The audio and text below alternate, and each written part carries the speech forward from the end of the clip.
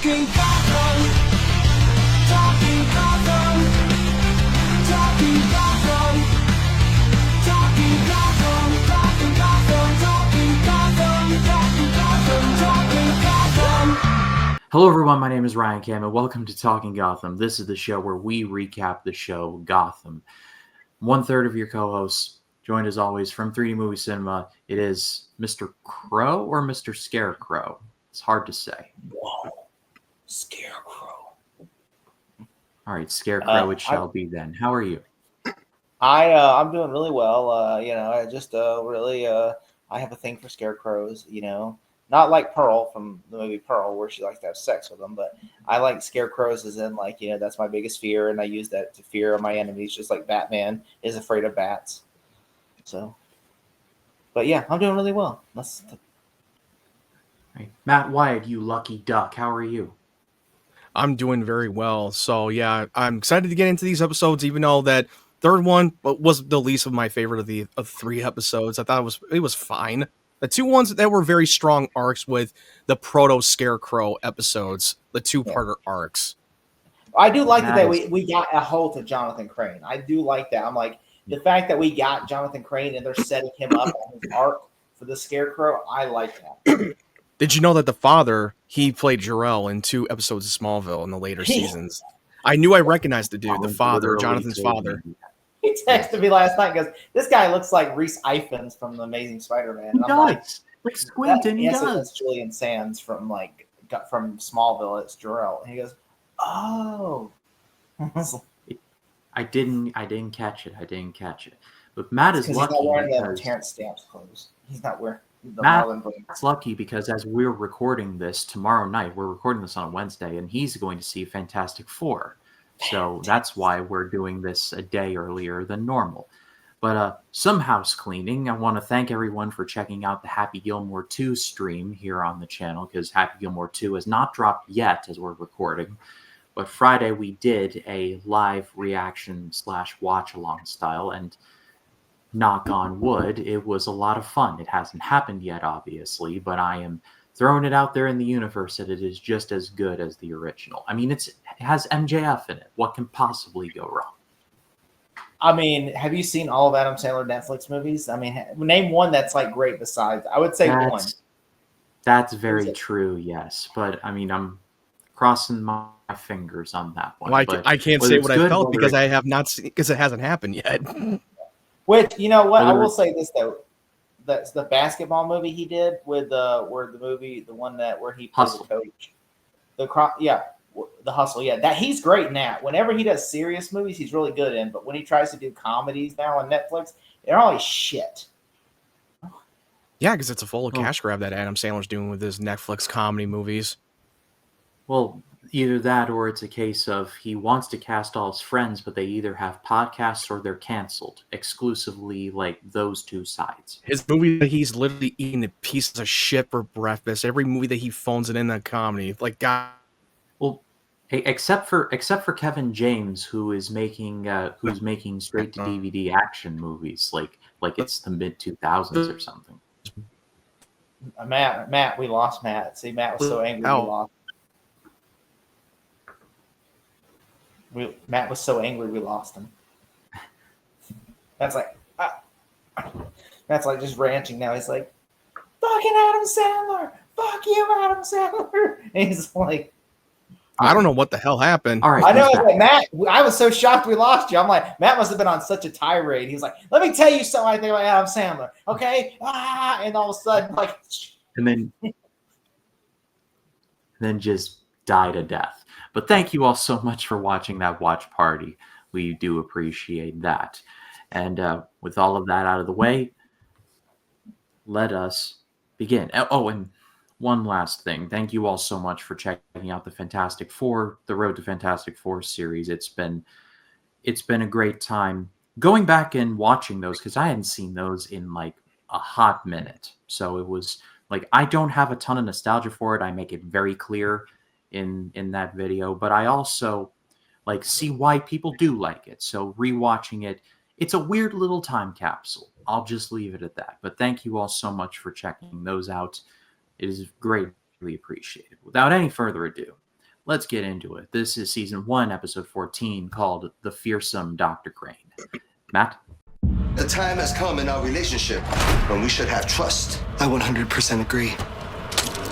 Have you been playing me, Penguin? The second victim was abducted by 2 men after something. I want to know why. At the moment of death, the killer removed his adrenal glands. GCPD! There are people you go after and people you don't. Let it go. Gotham, a special 2-part event, begins next Monday on. The episode aired on February 2nd, 2015. It's directed by John Herring. Gordon and Bullock investigate a serial killer who was targeting members of a phobia support group and extracting their adrenal glands. The killer turns out to be Gerald Crane, Jonathan's father. Gordon and Bullock can save one of his victims, but Crane invades capture. In light of Selena's recent claim of false witness, Bruce absolves Gordon of his promise to find the killer, intending to solve the case himself. Mooney informs Maroney about Cobblepot's treachery to him. So, yeah, this episode was which I was not expecting that Jonathan Crane's father was actually the Scarecrow, his son. And I recognized that the father, and from a minute, the moment he starts talking, I knew that accent sounds familiar in his voice as well. And that was played by the actor who played Jor-El in the later seasons of Smallville. We're not talking about Terrence Stamp. We're talking about the guy who played a physical Jor-El in... Yeah, Julian Sands, exactly. Who, rest in peace, by the way, passed away 2 years Yes. ago, just going for a hike and, went missing. And they never really found his body. Then I found a pair of bones, which is really like crazy that, you go for a hike and then you just disappear. That's crazy. Yeah, it's Right. very, very sad. Which I will say, this episode, like when I heard that Scarecrows, they're gonna do a Scarecrow episode, I was kind of disappointed when I first saw this, but knowing what I know now, I think this is the beginning, and I think this is really what this is like. What's that saying? Like not icing on the cake, but what's that saying? And this is only the topping. This is the tip of the iceberg. Yeah, There this you is go. only the tip of the iceberg. Yeah, and I think really, I like the idea. This is something I put in my notes. I like the idea of someone going to a support group and using their weaknesses against them. Like, imagine someone going to an AA meeting and then just getting all these people drunk at the AA meeting, to hurt them because they believe, like that's the kind of monster this man is. Like, he truly believes he is the hero. Like, I am trying to stop people's fears. But in turns, he's really hurting and killing people, which is... Don't you think he's just using those support group as a little bit of a guinea pig to get to perform a drug to like face your fears and overcome your fears, your worst fears? Matt, you remember in Breaking Bad when Jesse tried to sell meth at the Narcotics Anonymous meeting? Yeah, I remember. And then it culminated in like the most underrated Jesse Pinkman moment ever. Was like, "I'm here to sell you meth." Like that whole thing. I made you my bitch. When you see Collins, when you finally see Breaking Bad, you'll get why that is. I'm trying to watch it, okay? I just keep getting sidetracked, okay? Like, that will be the time when we do bad talk. There you I go. will not be That's it. harassed, bitch. Bitch. That's a joke in our DMs where we like share memes where Matt shares that meme. Yeah. But I will say, I do think this made me like, I love this moment. Fish calling Maroney and telling Oswald is the snitch and been working for Falcone the entire time. Like, Oswald's right there. He's on the phone. Like, well, how do I know if this is true? And she's like, like she's literally made it like, I like that moment. So I was like, that would be something Fish would do. Like, she's call Maroney and tell him Oswald is working for Falcone.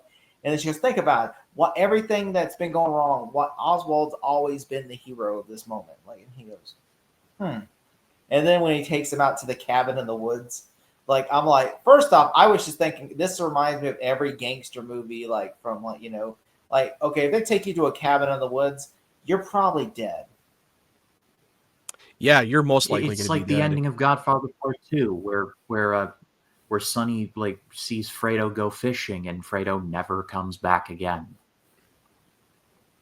Yeah, that's about correct.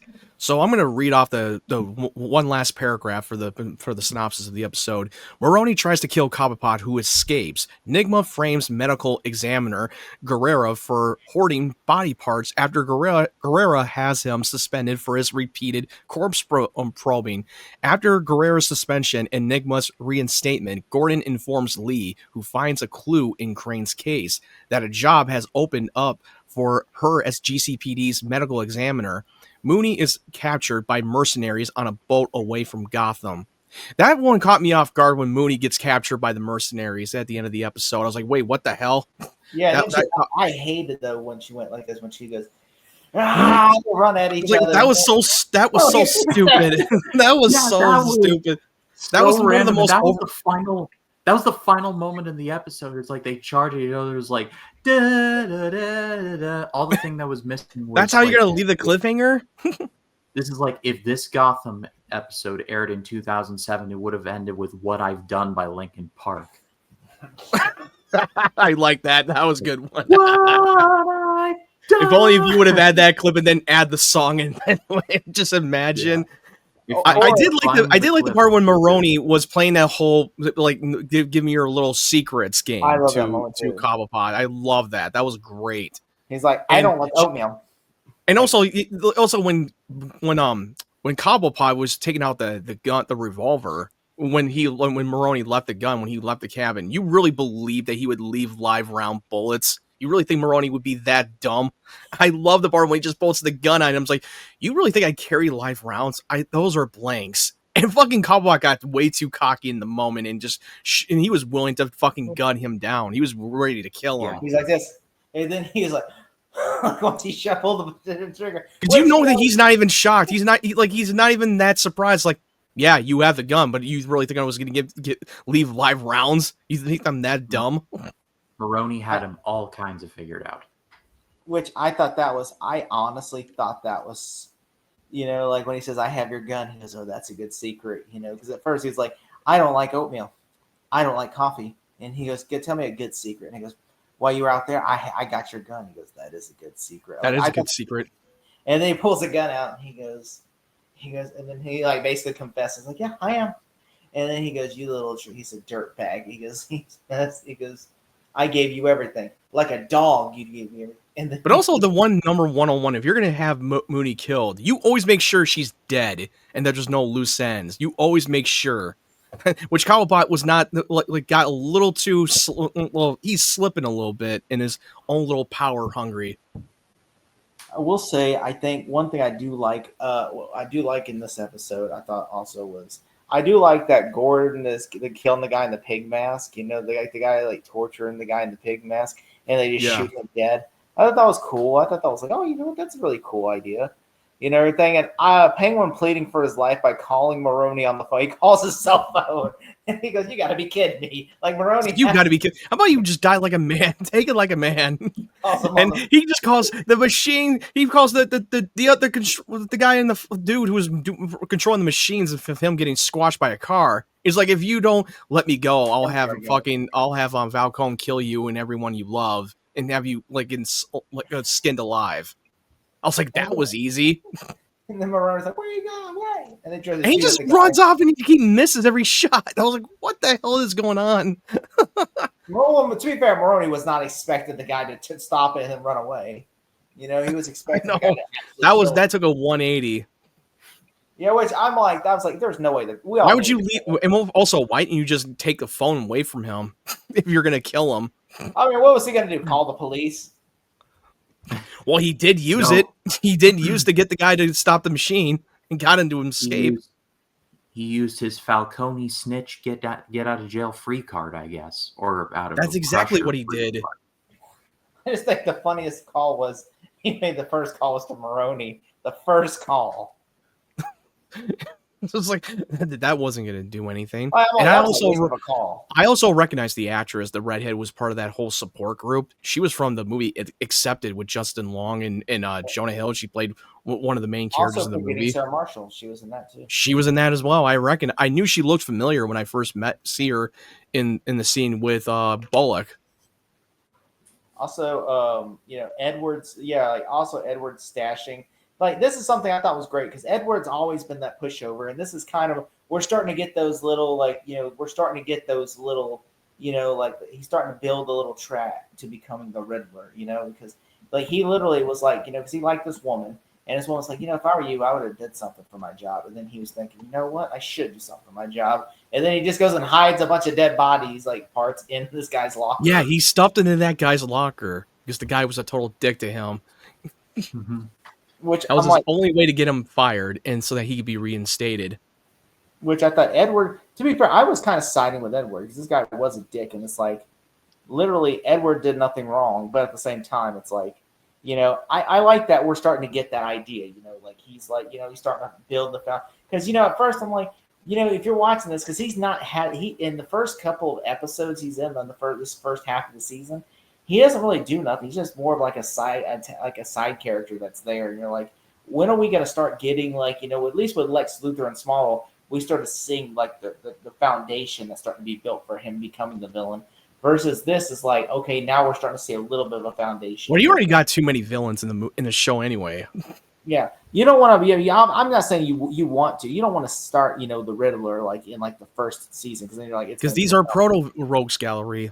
Yeah, they're not there yet. Like, the idea is like they're becoming these. Especially Jonathan Crane. Jonathan Crane is the son. He's the one who will become Scarecrow. That in the future, this is a proto Scarecrow. Yeah, he's not the Scarecrow yet. He is literally like this is like he's before he's the Scarecrow. Which I will say, the thing I hated one thing was Selena telling Gordon she said nothing. She didn't see nothing when she could have kept lying to Gordon in order to keep being valued. Like literally, she was a valuable asset, and then she's like But I understand why. I understand because like after she had a hit put on her, she doesn't want to have this burden put on her shoulders anymore. And even if she did see him, she wouldn't still lie, but she didn't see I him. think she might have just lied, but she saw his face, but he had a mask on. Yeah. But she did witness the murder. Also, Crane is able to get away like the way he just got away, and I'm like, are you serious? You were like he just gets away, like then Gordon doesn't want to go circle back around and everything. Gordon's like, he's got away. That's every fucking typical of. It's like every time they get away. It's every typical TV show. When someone there's this one scene with the Arrow season 2, the Canary with Katie Watts, when she jumps off the bike and one of them gets away, but they're not that far away. You can literally catch up to them, and she's like, "No!" I was like, "You literally can catch up to them. They're not that far." It's like they have a 5-star meter from Grand Theft Auto, and then the star drops. Yeah. And it lowers the 2 stars to 1 star when you get away, even though they're not that far. They're literally close to you. 5 stars. I could go after them. Oh, 3 stars. Like, all right, no, the whole search is gone. Search is gone. Let's go. They're playing that whole GTA 5 shit. Also, Gordon couldn't just offer someone a job without his bosses approving. Like he says, "Oh, do you want the job as a medical examiner?" Like, sir, just because you're sleeping with this lady, you cannot offer her a job. Okay, I'm sorry. You don't have that. You're not the boss of the GCPD. You're not even the captain has to. The captain or the commissioner has to be the one to offer them the job. But no, I was saying what I was worried though. Like I was like I'm like you can't offer it'd be like literally you working at like a Walmart and then someone being like, "Hey, you want a job at Walmart?" I'm like, "You're not even the manager, bro. Why are you offering?" And also, this yeah, but it's kind of like a janitor offer. It's kind of like a teacher. It's kind of like a teacher offering them a different position. Like that's not how it works. Yeah, and I'm like, you gotta submit an application, and like there might be 5 other people ahead of her that might get it. Yeah, you got to give her the recommendation. You guys there? Yeah. Yep. Okay. Are you okay, Jake? Yeah. How can you? Yeah. I'm sorry. I think I'm sorry. I just kept like buffering on my end, so I was like, okay. But no. Also, how can you kidnap someone in broad daylight? How can you kidnap somebody in broad daylight? Like literally, this guy's literally walking and he has a pig, and all of a sudden, and this is a fancy neighborhood too. This isn't like a bad neighborhood. This is a fancy ass neighborhood. All of a sudden, he walks the pig and they throw him in a van. I'm like, no one saw this. No one in Gotham cares. To paraphrase from the movie Chinatown, Chinatown. Forget it, Jake. It's Gotham. Yeah, but but also, literally, a woman gets kidnapped at a meeting, which I'm like, if people, it's like no one's I'm like, I'm just Well, people speechless. in real life, they would say something. If this was today, people would record that on their phones already, but they don't have that technology Hey, yet. Gerald, They're Gerald is they're like the 19s retro shit, like 1990s It, style. it'd be up on TikTok like within minutes. So like it's definitely not 2025. This is like mid 90s right here. Pretty It'd be much, like that yeah. Holly Berry movie kidnapped. You Like that also, Holly Jake, you Berry. brought this up in the group DM that Jim Gordon was talking like he was in the fucking 1920s or something. I was like, yeah, you're kind of not that far off. That does make a lot of sense. He does seem like he's talking if he's from a different decade and a different era. Well, it's just He's sometimes definitely he got acts his. like when he tells, like in the last episode, he goes, "I'm eating dinner here," and I'm just like, or he's like, "We all right, talking to Alan, me, lad, calm kiss down. my ass," and I'm just like, "Okay, Kiss leave it my back there. ass. Kiss my ass," and I'm like, dude, all right, come on, dude, you're overacting. You're at like a 12. You need to be at like an 8. I mean, all right? that's what most actors in this cast members, they tend to overact, especially with Jada Pinkett Smith. She overacts so many times. I don't know if And that's the direction of the showrunner. even Bullock's character, he overacts whenever he gets angry when he's in an interrogation room playing the good cop bad cop routine, and he's playing the bad cop and he overacts. I will say with Bullock, it's different. Bullock actually plays it perfectly. The only time he goes over the top is good cop, bad cop, because Yeah, that was the he's only supposed time. to be. That's the only time he overacts. So he understands he's supposed to be like over the top crazy to scare them. Unlike Gordon, Gordon plays it, I will say, 9 out of 10. He always plays it normal. But then sometimes when he gets angry, that's when he plays it over the top where he's like trying to play it like if he's in the interrogation room doing good cop, bad cop, where he's like, I am Gordon. I will stop you. And I'm just like, okay. I'm like, dude, stop talking like Batman. You're not Batman in this show. I am. Where would the other Jews going? Yeah, I'm just saying, like, that's the only issue I have with him. Batman He's a great is character. not old enough to drive yet, Mr. Gordon. Calm down. You're not Batman, okay? You're It's like, Gordon. dude, chill. You're Gordon. You Chill out, literally, dickwad. All right, everyone, chill. What identity one? Chill.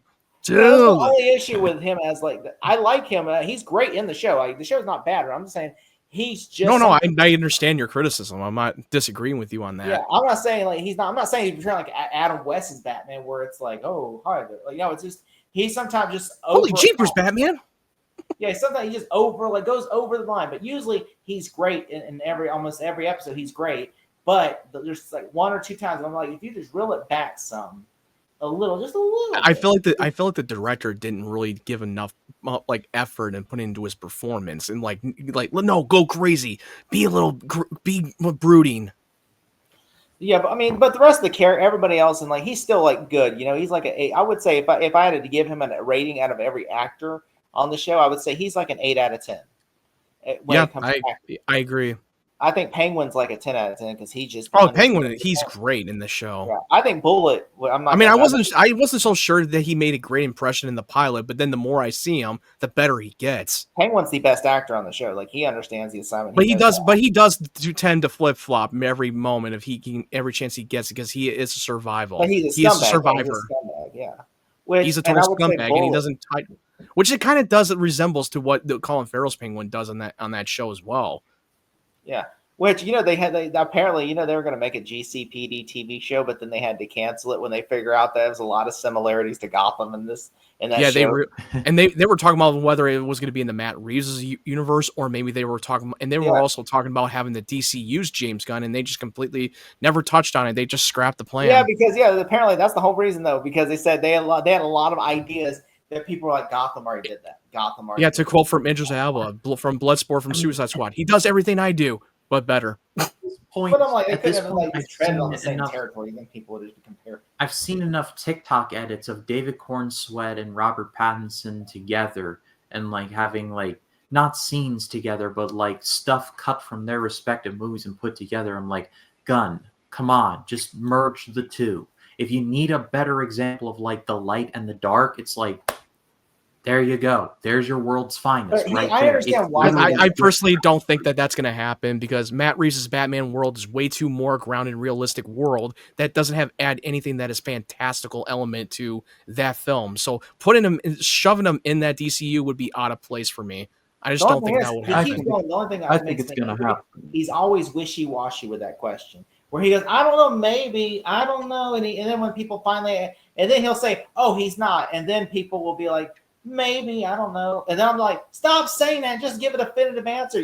That's why people keep leading them on. It's kind of like saying, I don't really want to sleep with this girl, but maybe one day if something happens, and then like people are like, why are you saying that? And you're like, I don't know. Maybe I'll sleep with her. I don't know. It's like, it's almost like, you know what it is? Remember R. Kelly when they asked R. Kelly to say, he says, are you into little girls? And he goes, define little.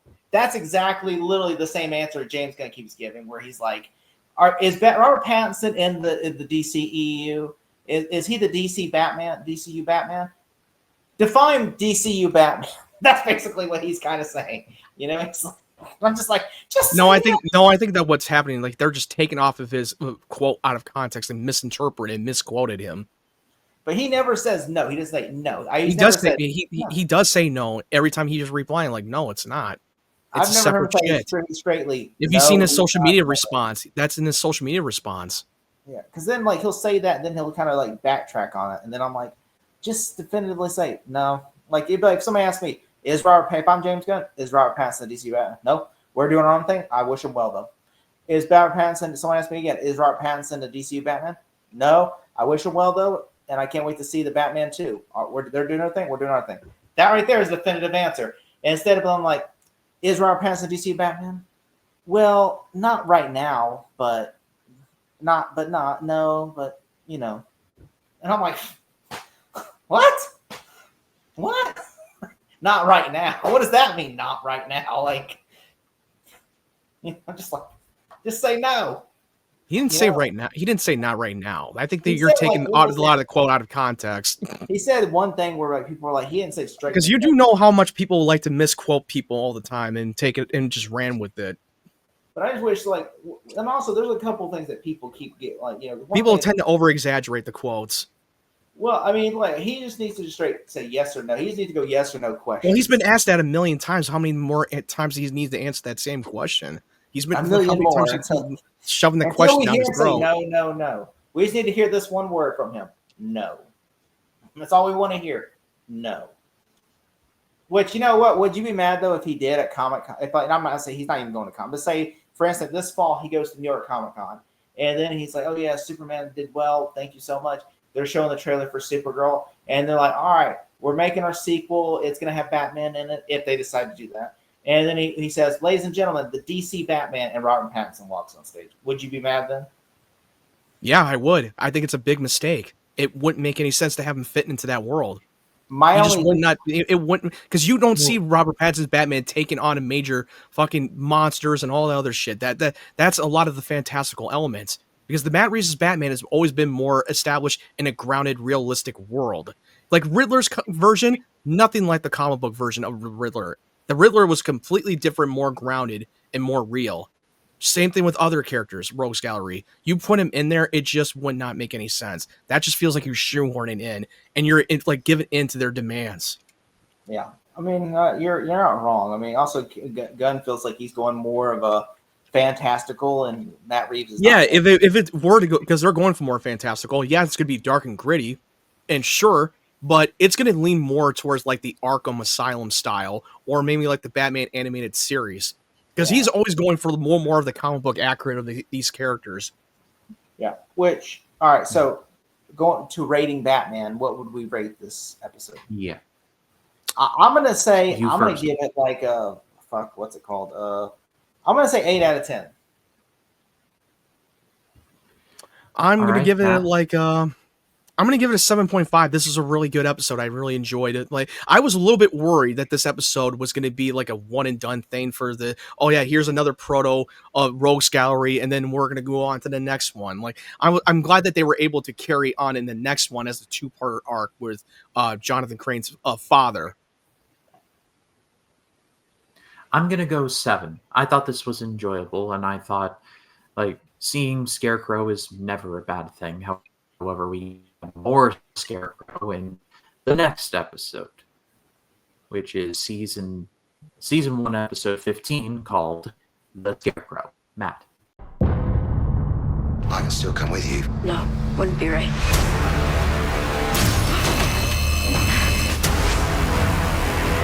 Are you ready, son? It'll be fine. One day soon, you'll need my help. I don't want your help. Hands in the air, we'll shoot! I'm not going back to him. Then we wait for another body to drop. Gotham, all new next Monday on. Okay, the episode aired on February 9th, 2015, and it's directed by Nick Coppice. Gordon and Bullock investigates Gerald's background and learn his wife died in a fire that he was too scared to rescue her from. Believing fear is a human flaw, he is now harvesting adrenal glands to create a serum that makes people confront and overcome their greatest fears. Bruce continues a yearly family tradition by going on a hiking trip in the woods, albeit alone for the first time. He finds himself unprepared for the dangers, but Alfred eventually joins him. Maroni speaks with Falcone and agrees to let Cobblepot live, but warns the latter that it will last until Falcone's eventual death. Well, look. So I one thing I will say about this episode is I do like the idea. There's a couple big things that happen in this episode. Yeah. One thing I will say is I do like that because this goes back to a couple episodes ago where Gordon, after he went to Penguin and Penguin basically got the confession, and then Penguin's like, "Oh, you're my friend," so he gives him an invitation. He goes, "I'm not your friend. I don't want nothing from you." And he goes, "Leave me alone." And he goes, "You might need a favor from me one day. I mean, you saved my life and everything." And he goes, "Leave me alone. I don't want nothing from you. I'm not going to your club. I don't want you in my life." And he goes, "I don't want nothing from you. You're a scum." And he's like, just Gordon. And Penguin's like, "One day you're going to need a favor from me." And he says, "I would really check," which Penguin's like, I thought that was great. I thought that was. Are you talking about the one? Are you talking about the one with scene with Edward Nygma? No, yeah, that's the one where he walked down the stairs. He's at the GCPD and he walked down the stairs, and then he hands Gordon that invitation, and then he's like, and Gordon's like, "I don't want nothing to do with you. You're not my friend," because he knows that this guy's a scumbag, and he tells him off like, "I don't want to be friends with you," and and then Penguin's like, "I would not be so mean to me. You might need a favor from me one day." It's like, I love that. That was actually not good. to mention that Penguin has over his head, you asked for my help and I gave you the favor, so he's gonna be cashing in that chip some. He's gonna come. He's coming back to. He's gonna come back to collect with Gordon because he did a favor for him. Yeah, actually, to be fair, I think the favor for Penguin was Penguin was like, "You saved my life. I did that favor. I got you the confession. We're even." But he goes, "You're going to need a favor from me, and that favor is going to be one day you're going to need a favor. Whatever it is, whatever the favor it is." And you know what? Gordon's he's going to try to get Gordon to do his own dirty little work. Which it really, I thought that was great, especially you see him and Edward Nygma, and he's like, "What are you trying to do, a riddle?" And he goes, "Yeah," and I thought that was great. It's like, oh, you're seeing these two iconic characters meet. The Riddler and the Penguin meet for the first time. Right. And he's like, "What is this but this?" And he goes, "Are you trying to ask me a riddle?" He's how like, did you guys feel about the scene with Maroni and Falcone when they were having a discussion about whether they did looping, and also the scene, there's a torture scene. It looks like a sex dungeon torture that Maroni was so fond of. Yeah, that was weird. That was like, what is going on in that scene? Out of nowhere. It was just bizarre. It looked like something that Damien Chazelle did for Babylon. Well, no coked out Tobey Maguire in this one. Oh my. They went all out in that scene in that fucking underground dungeon. Which I will say, the things I did like in this episode, though, I did like Fish is in the prison basement, and they're basically, I thought that was pretty cool. Seeing Fish is in a vulnerable place when she doesn't have the whole situation on top. I do like Crane testing the fear toxin on himself. I thought that was really great how he just like, he sees the fire and everything, and he's just like trying to just like, it's all in my head. It's all in my head. Fight it. And then he overcomes It was that CG fear. fire. There was a lot of CG fire. I imagine if they did it It's a practical. that TV would've show. been- You want to think I'm burn this building down? It's like, all right, Hey, kill No, of course sometimes they that's what could we use, do. but they used it for the cheap budget, just to be cheap on the budget. like I'd be scared shitless too. How am I supposed to not be afraid when there's fire coming in my face? You're just like, Well, not on her. I'm talking about the thing that surrounds her. If that makes any sense. I'm not talking about when she's on fire. Jesus Christ! set them on fire. It'd be really worth it. That's the Set thing. them on fire. I also like that Bruce traveling alone and can't rely on Alfred. I thought that was really cool. I think that was a kind of I think that was a little bit of a storyline B and C with Maroney. They really No, didn't have and nothing to then do with with Bruce. Mooney. I hate the Mooney storyline. I don't care for it. The Mooney It storyline. just Yeah, feels like it's like, I hey, was- she needs to have power. She needs to have an army. I was not a fan. I mean, I see where you're coming from, and I'm not a fan of it too, because they're clearly aiming for a Falcone, Maroney, Mooney kind of Civil War kind of thing, and she can't fight it just like alone. So when you have this is Jada what they're Pinkett doing. Smith in the cast, you kind of need to keep her in episodes. So it's like they're trying to figure out what are we gonna do, and I honestly I hated having her. It's like you could have just sent her off and brought her back like you did Barbara. Instead, you got to be like, oh, I'm coming back to Gotham, and I'm just like, oh god, It's like, I'm coming back to Gotham. Good for you, Fish. So I'm going to read the last paragraph for the synopsis. After using the serum on himself and overcoming his fear, Gerald injects Jonathan with a much larger dose. Gordon and Bullock arrive and kill Gerald in a gunfight. Jonathan is rushed to the hospital, but the serum has sent him into the state of constant terror, and he may never stop hallucinating his greatest fear, scarecrows. Mooney wakes up among other captives and befriends a man named Kelly. She kills the prisoner's leader and takes his place, learning that their captors are organ harvesters. Lee becomes the new medical examiner. Yeah, Talk about I creepy, did like that last one scene. woman- I did like that last scene when Jonathan is now hallucinating scarecrows, and that was a little bit of a creepy, disturbing scene for me, and I thought that was a good one. But my only thing is the scarecrows look so CGI. They look like Dementors from Harry Potter. So, come to think of it, that's true. I was gonna say they look like something Imhotep would rise up in the Mummy, but Dementors work in this example as well. Expecto Patronum. Expecto Patronum. I will say the only thing is I like the idea because it's like which I like the idea that you have Crane. Crane is literally like he sees scarecrows and then all of a sudden like that's his fear is scarecrows, kind of like how Bruce is bats. So you have That's Crane true. and scarecrows, and he's just like seeing scarecrows everywhere and everything. It's like ah. That always reminded me of Polka Dot Man, where he sees his mom everywhere he goes. Yeah. He's hallucinating his mom the whole time. which I said, the only thing is like I saw Batman Begins.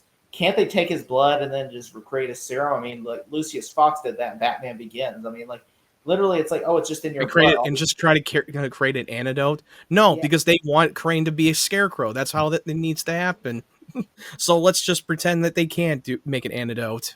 Well, like in Batman Begins, like he just overcomes that fear. But doesn't it kind of a cop out thing that they always somehow they magically make an antidote to a certain virus? Like that's a little that I don't know if that would be that believable, but I know that we have to suspend our disbelief. But whatever. I do like that they created the fear toxin, like how he sprays people. Yeah, I thought that was really cool. Like you had the fear toxin, the scarecrow's toxin. Yeah. They finally make that. I thought that was really cool and everything. And he's like, and which we're like, oh my god, we got the fear toxin. I understand also not having any fear, but like whenever he injected the fear toxin, he goes, I have no fear, and he starts shooting, and I'm like, I understand you have no fear. Oh my but- god! Now you just reminded me from the quote from the Snyder Cut. Show them your fear. We have no fear. Which, let me ask you this though. Like, I remember watching that scene though. In when I'm sitting there watching the scene though in there. And whenever he pulls out the pistol, I'm like, I understand you have no fear, but you should at least have the intelligence to duck and cover because they're going to kill you. I mean, still, you're not bulletproof. You're just you have no because fear. just because you have no fear doesn't mean you're like secretly empowered or something. You're not indestructible. Which I thought that was so great though when they just shot him dead. Yeah. Just like, you know, and you see now he's just Scarecrow forever, Jonathan is. And also Alfred watching but never interfering while Bruce is on his journey. I love that. I thought that was great. Alfred's just sitting there watching him the whole time he broke his leg. But he said, you need to learn this. You have to understand. Like he said, I thought that was great. He's being that like mentor to him, guiding Bruce. Like, and he's like, I broke my leg. And he goes, yes, you needed to learn. Like he said, you wanted to be alone. I'm here to Giving him a harsh lesson in life. yes, but you know, I'm never going to be there to hold your hand for you the whole time. That's Like I'm not going to be. I'm not. It's like the father and son thing that the father tells their son, like I'm not going to be around forever, and one of these days when you grow up, you're going to have to look after yourself. Yeah, and then he's like, and then he says, That's the why do we foster so we can learn to pick ourselves up moment. Yes, There you go. That's the line. Which I thought that was honestly. I also can't doctor. Also, you know, the scare. Also, yeah, and also, didn't Falcone and Maroni already make peace? This is like the second time. What are they like? Oh, second time's the charm. We didn't really mean the first time. Second time, though, that's the charm, you know? I did like the scene with Maroni confronting Cobblepot in his new nightclub. When And he the line, and he's he like, just was like, hey, you better pray that he has a long life, because once he's done, you're out of the picture. Yeah, like, it's like, there ain't no cars that are going to be able to save you. You know? Which I have a feeling, my prediction, I don't think that Falcone is going to live that long in this season. I think he's going to bite the dust. And I think that Maroni is going to find another opportunity to now hunt Cobblepot down. But I know Cobblepot's not going to die in this season because we know he's going to live for the rest of this show. Yeah, I mean, it's the penguin. Yeah. You have to. Yeah, it's the proto penguin. Also, yeah, but yeah, I thought this was a good episode. I do love how he gets the club with the umbrellas. I thought that was a cool design. Yeah. Yeah, that's the design of his umbrella. That's like his weapon. That's the penguin. I was hoping he called it the iceberg lounge, but I understand that it's not yet. You know. Yeah, it's not the iceberg lounge yet. Hoping for too. But I understand why. But yeah, also, but I thought this was a great episode. It's not my favorite, but I thought it was a really, I thought it was a slight midge. Like if I had to give it a score, I would probably give it a 7.5 out of 10. Okay, Matt. I don't know. I kind of like this episode a little bit more than the last one, so I'm going to give it an 8 out of 10. I'm gonna side with Collins. I'll go 7.5. I did like this one, and I liked seeing Scarecrow quite a bit. But let's get into my favorite of the three. This is season 1, episode 16, called "The Blind Fortune Teller." Matt. Well, that's up for a debate of which one who's the favorite in the least. But anyway, I have two main areas of concern within Wayne Enterprises: underworld involvement in the Arkham Project and chemical weapons manufacture. Let's talk straight. I have a plan. Fascinating.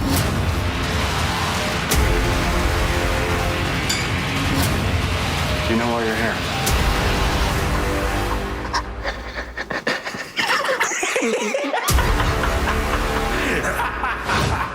The episode aired on February 16th, 2015. Barbara returns to Gotham to find Ivy and Selena squatting in her apartment. Gordon and Lee investigate the murder of Lila, a snake dancer with Haley's Circus, and the contesting families Flying Graysons and Lloyds are suspects. Gordon determines that Lila's son, Jermone, is the killer, which he eventually admits maniacally when business begins to crease at Cobblepot's club. Zaz brings in a brainwashed Galzine, the butcher's character for help. I'm sorry if I'm butchering the names. I'm fucking terrible. Okay?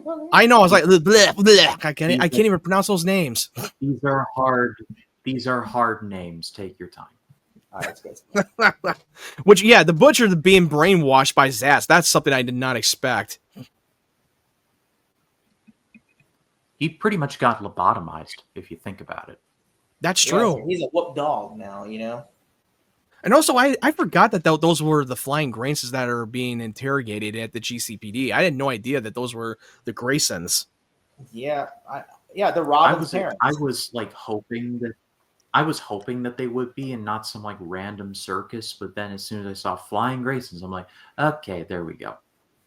Yeah, it's like you have the Robin's parents, and then you have the Joker's family. So it's like, wow, it's something all in one right there. I'm just like, wow. The one thing I hate about this episode with Barbara returning after she fucking was all partied out and shit, and she's like, "Oh yeah, you're in my apartment. What's your name?" Okay, She's just cool with people. You, That's why I put my you negatives broke into on. my apartment. She just is cool with this. Like 2 little kids being in her apartment. And I'm like, first off, I'm a grown ass woman. It's gonna be really creepy when there's 2 She should have little called kids in her child apartment. services. Or the police at least. I mean, come on. Like I was like, that was so stupid. How rich do you have to be to How rich do you have to be to not care about seeing 2 young girls like living in your apartment? Like, must Epstein be rich. This must be makes me that hate kind of Barbara rich. even more in the Epstein. show. I would want her to die at this point. How dumb her character is in the show. Like, why do we keep dragging her in this show? We Is it really need to be? Are you really make a justification, Jake? Really? To be fair, she was shit faced. Of course, she was shit faced, but she was still cool with it. When you had Yeah, 2 I little agree, girls she's or 2 homeless girls in your fucking apartment. I mean, I think honestly, it would have been creepy if it was like a grown ass rich man that walks in and there's 2 kids in his party. It'd be different. But I mean, this is a woman. It just seems so- to me that now she's going to be playing off that whole mother figure to these 2 girls, especially Selena Kyle. Which I that's the one thing I had some issues. I'm like, they're cool. They're like, hey, girls' night, and I'm like, really? There's like a little kid. There's like 2 little homeless kids in your apartment. They've just been like, that just been crashing in your apartment, and everything. I'm just like, come on. Also, the circus is just. Also, what do you think about this? The circus is covering up the Snake Lady's murder. Like they're just covering that up. I'm like, I thought that was kind of lame to like, me. what? I didn't like that. That storyline was so lame, and the way that we got the proto Joker, which I love Cameron Monaghan. He was like, this was coming off during the time when he was still doing Shameless. Yeah, he was still doing Shameless at the time, and it was already revealed online that they posted that he is the so-called Joker in the show at the time when they announced Not- it, he's that's not and I playing didn't the even Joker. I know, but at the time they said he was playing the proto Joker in the show. This was before they did the whole bait and switch. Yeah, they brought the real Joker in, which you'll never believe who plays the real Joker too. You'll never believe who plays The way I found out that the way they handled it, because I already know it was already spoiled for me. I thought it was kind of stupid. I thought it was kind of a cop I'm just out. gonna say, when you find out who plays the real Joker, you're just gonna be like, okay, is someone fucking with me or something? It's like, what the fuck are we watching? What is this, Beer Fest? Somebody fucking with me? It's like, what is this, Beer Fest style? No, I'm thinking about how they revealed who the real Joker is. You're kind of just like, what? Like, Why? I'm like Ryan Reynolds from Harold and Kumar. But why?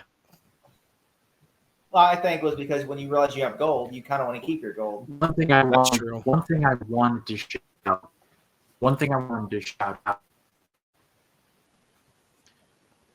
One thing I wanted to shout out was Mr. Cicero is played by Mark Bolas, aka Hector Salamanca. Oh yeah, Hector Salamanca, yeah, that's true. The blind fortune teller, which I will say, That was in Breaking Bad. The guy Yeah. in the wheel. Yeah, So, yeah, he was great. the bell, yeah. I will say Gordon having to stop enjoying his date night with Lee to break up the fight. Like he was just like, JCP, like I thought that was pretty cool. And the guy booing, and I thought that was really great, and everything. And then of course the only thing is I hated how they introduced how they they were covering up the snake mother, this dead mom and everything. I will say though, whenever they brought Cameron Monaghan out and they said you killed your mother. And then he starts crying, and then he turns to laughter, going. I mean, I like the performance, but I feel like, dude, did you really have to? It feels like the writers are trying to let us know, yeah, this is a proto Joker. Like, I don't know how I felt about that. It worked. I mean, that whole transition was creepy. It looked like something out of one of the Smile movies. I'm like, this is uncomfortable. It's great to me, but I guess they're trying to let us know that this is supposed to be Joker at that time when they advertised it literally in the promo. They literally advertised it. It says this villain is this guy. The next guy meet is no joke. When you have access to one of the most famous supervillains ever, you would broadcast that, so it makes sense. And also, he killed his mom because she was an asshole and a whore. Oh, when they do the Joker storyline in Gotham, they did trailers on it. They did Joker trailers. Just the trailers, not They promos, did. trailers. They that did like the whole episode arc. And I'm just like, you're giving away a lot of information in these trailers. You're giving away a lot in these trailers. Like, to where it's like, but, it's really cool, though, I will say. It's really cool. But I was just saying, yeah, Gotham, they know, I will say their marketing was really, they knew when they had gold. They had to boost their ratings too. Well, let's Yeah. just admit that they needed to boost the ratings to keep people watching the show because we already had enough proto rogues gallery enough as it is, and now they want to add another one, big one. Well, I mean, what I will say though is that I think that the mistakes in season 1 are they introduced a lot of people that are new characters. They didn't want, and so season 2 they kind of start introducing villains from the comics that are more accurate to comics, and they said we're not doing proto villains, we're doing real villains this time. Right. We're not doing. I'm not gonna say who character, but I'm saying we're doing this character because But this was around the time these 3 episodes that we covered, because I don't remember watching any of these episodes, so that might have been the time when I fell off the show after that. It was like episode 13 is when I stopped watching it. But I think what I like about this though is also like I do like that laugh he did at the end where he's like. No, he did a great job with the laugh. No, I just felt like no, in the context, I felt like they were trying to force that down to let people know that this is supposed to be this version of the Joker at the time before they did this whole like bait and switch that's not the real Joker. Well, I mean, when I watched it, I'm like, oh, that's the Joker then, and everything. Which I was like, oh yeah, that's Joker. He's doing a smile. He's doing the laugh. Remember him? they literally, apparently, they said in season 1, the before episode even started, they said, don't miss because you might miss the best appearance of the Joker. And I'm like, right. Which I thought that was I great. thought that they should have saved it. I think they should have just saved it before they started announcing it and to let people know. They should have done it after the episode aired on it. Which I will say, Gordon having this, I will say the guy booing Penguin's mom and then Penguin going to kill him. He's like, boo, you suck. That was funny. I thought it was funny. I thought that was funny. He completely killed the guy who just booed his mom off the stage. In what world would you think that's smart to boo the owner? If I go to a club and the club says, Michael's, and then Michael is sitting there and I boo his mom, you think Michael's not going to kick my ass or beat me up? Apparently this moron did not get the memo. It'd be like going to the Bellagio and the guy who runs the Bellagio insulting his mom on stage. I'm just like, wow. I was like, you must have some real cojones for that. Which I will say, Fish staging like an Attica type moment where they're just like, we are not gonna move. We are not your props. It kind of reminded me of the singing Dog Day Afternoon where they're like, Attica, Attica, and everything. It's like Fish is like Pacino and Dog Day Afternoon. Yeah, she was like, she turned into Dee Snider from Twisted Sister. Like, we're not going to take it. We're not going to take it anymore. We're not going to take it. Yeah. Which, and also, I thought also them, also, one thing is, I said, we were talking about, they introduced, when the Graysons, they said, if we have a somewhere named Gordon, and like, no, we're not going to. I thought that was really clever and cute because it's like we know it's going to be like I brought it up before. I had no idea that was the Graysons. I kind of missed the part where they brought up the John's name, his last name in the episode.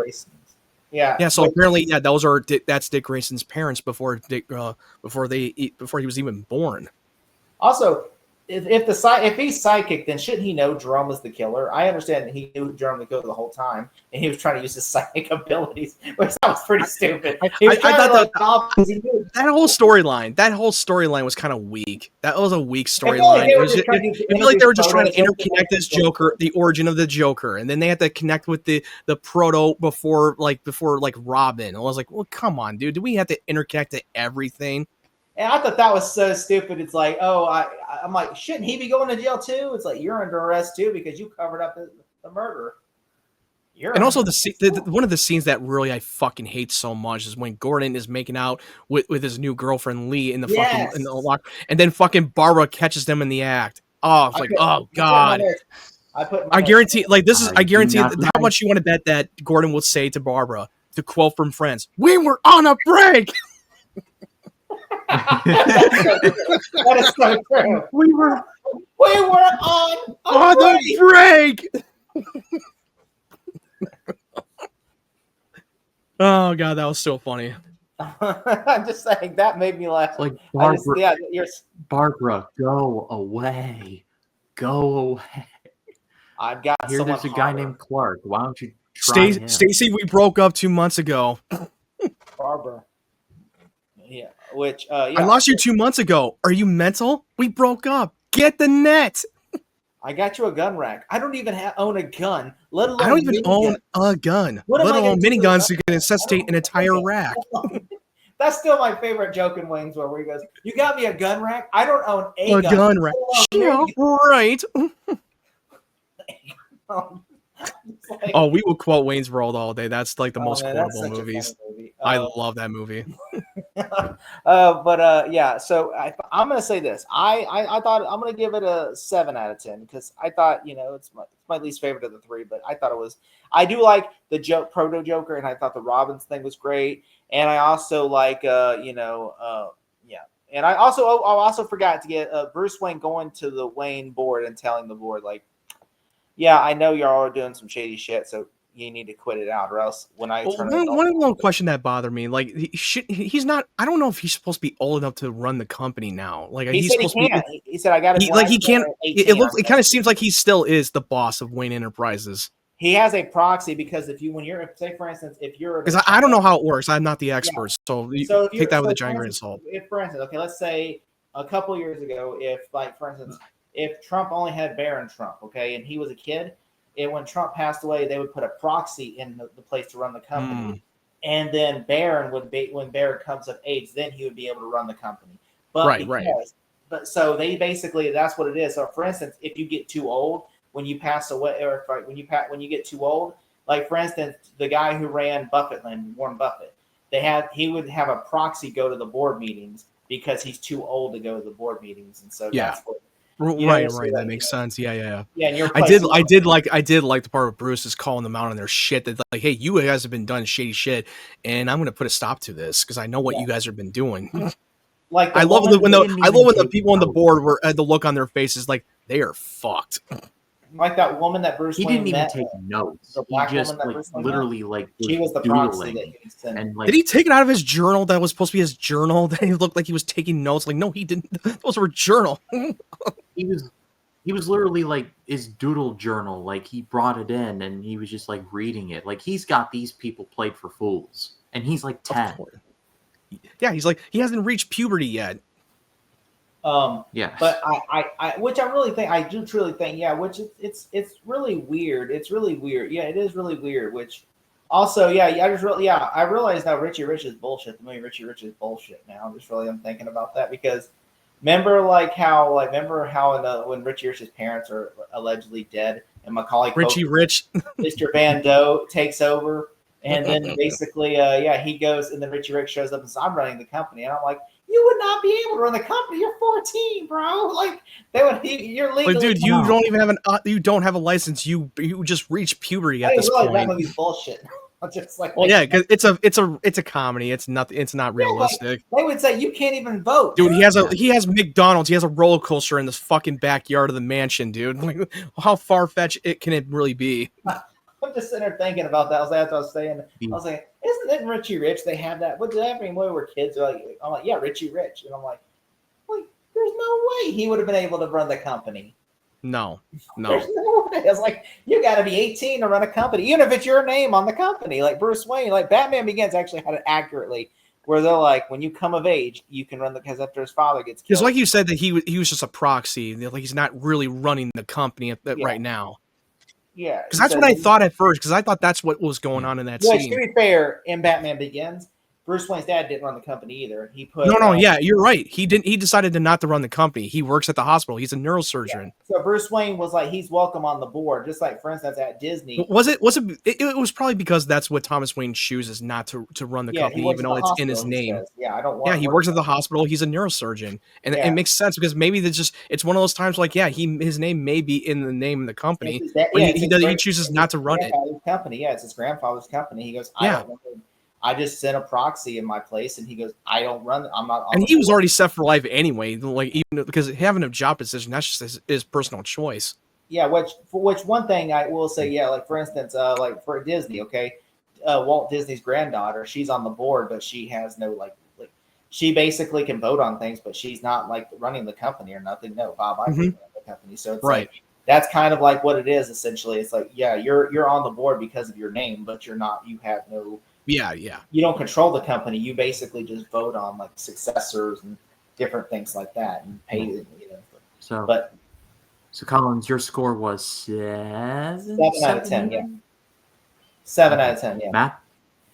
This to me was my least favorite. It was a mid episode. I thought that the whole connection thing with Joker and then the Graysons was kind of forced in. I love his performance as Cameron Monaghan. I think he's great in the episode. He's a great actor. So it was not the best. It was not the one of the most like memorable, like not the one of the most good episodes I've seen. I'm probably gonna give it like a 5 out of 10 for me. All right, I'm gonna go 8. Loved this episode. It was very good. It was my favorite of the 3. Cameron Monaghan did a great job. Liked the story overall, and was made to understand before we started recording. This is not the Joker. This is a sort of kind of Joker, as we have established. He but, is related to the I mean, Joker. I will say that. Cameron That's Mon- all I'll say. He is related to the real Joker. You'll meet. And you will be laughing Cameron and shocked Monaghan at who understood casts the him. assignment. Okay, but I pass it off to all of you. What did you think of these episodes? Let us know in the comments. We would love to read what you have to say. It's a privilege to do the show with these guys every Tuesday. Jacob, tell the people where they can find you. Okay. Well, first I was going to ask, what's next week's episode? The 3 next week's episodes. They are. Hang on. They are Red Hood. Everyone has a cobblepot and beasts of prey. And then What we just episode? have 20 and 21, and then the season finale. Oh, so we're almost done. Yeah, we're literally close to finishing. So if we are going to do the watch party for the finale, we can just cover episode 20 and 21 for the last 2 episodes, and then So, we yeah. cover the finale for the watch party. So we'll be on season 2 by September, by before the end of August. So we'll by August 2nd or 3rd, we'll be on season 2. Yeah, pretty much. Oh, that's all right. Yeah, you can find me at 3dmoviecinema.com, where I just I just dropped our collaboration review we did with Blacktastic Media for the Small Zero Gang, where we reviewed the Suicide Squad on our road to Peacemaker season 2. And of course, we did that. And of course, next week we will cover Peacemaker. I'm trying to get a buddy of mine to join us for the watch party for Peacemaker episode 1. He's just working out because he's like, when are we doing it? And everything. And I'm like, I said, we're trying to do it Monday night. He was going to he actually wanted to join us for the Suicide Squad review, but he said he couldn't. I think he went to the movies or something like that. I don't know where he goes. But he said he's going to try to, I'll let you guys know later about it. But if it comes to, because we're working out schedule with him. But we're going to do, I got also Sinners this week coming up for a review. And then this weekend, I will have seen Fantastic Four, and when I will review it for next week. So, yeah. All right, Matt, what about you? You can find my YouTube channel at Matt Wyatt92. I dropped my recent trailer reaction to Predator Badlands. I dropped a review for the Dark Knight, the Christopher Nolan's The Dark Knight, and the non-spoiler review for James Gunn's Superman movie. I've already done the Suicide Squad with Jake and Blacktastic Media and Ryan. That was fun. Can't wait to get into season 1 of Peacemaker. And I believe by the time you watch this video, I think we will already cover Fantastic Four: Rise of the Silver Surfer, because that's supposed to be the next up for the road to Fantastic Four First Steps. But by the time you already watch this video, I'm already going to go see Fantastic Four First Steps, and I'll have my review up on by the time you watch this video. All right, all their links will be down below. Road to Fantastic Four is ongoing. I'm going to have some Naked Gun reviews coming up very soon, so stay tuned for all of that. But for Jacob Collins, from Matt Wyatt, my name is Ryan Cam. You stay safe on the streets of Gotham. They are not safe. We'll see you next week. Y'all take care.